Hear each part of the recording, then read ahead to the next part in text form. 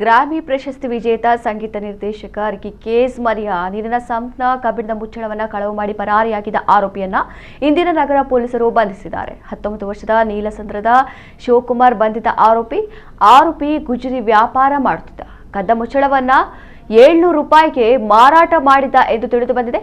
ತಮ್ಮ ಮನೆಯಲ್ಲಿ ಕಳ್ಳತನ ನಡೆದಿದೆ ಎಂಬುದಾಗಿ ರಿಕಿ ಕೇಶ್ ಅವರು ಸಾಮಾಜಿಕ ಜಾಲತಾಣ ಎಕ್ಸ್ ಖಾತೆಯಲ್ಲಿ ಮಾಹಿತಿ ಹಂಚಿಕೊಂಡಿದ್ದರು. ಆರೋಪಿಗಳು ಕೃತ್ಯ ಎಸಗುತ್ತಿರುವ ದೃಶ್ಯಾವಳಿ ವಿಡಿಯೋಗಳನ್ನು ಅಪ್ಲೋಡ್ ಮಾಡಿದ್ದರು. ಡಿಸೆಂಬರ್ 12ರ ಸಂಜೆ 6 ಗಂಟೆಯ ಸುಮಾರಿಗೆ ಈ ಘಟನೆ ನಡೆದಿತ್ತು. ಇಬ್ಬರು ಯುವಕರು ಬಂದು ಗೇಟ್ ಎದುರು ಸ್ಕೂಟರ್ ನಿಲ್ಲಿಸಿ ಅವರಲ್ಲಿ ಒಬ್ಬ ಗೇಟ್ ತೆರೆದು ಒಳಗೆ ಹೋಗಿ ಸಂಖ್ಯೆ ಅಳವಡಿಸಿದ್ದ ಕಬ್ಬಿಣದ ಮುಚ್ಚಳವನ್ನ ಕಳವು ಮಾಡಿರುವುದು ವಿಡಿಯೋದಲ್ಲಿ ಕಂಡುಬಂದಿತ್ತು.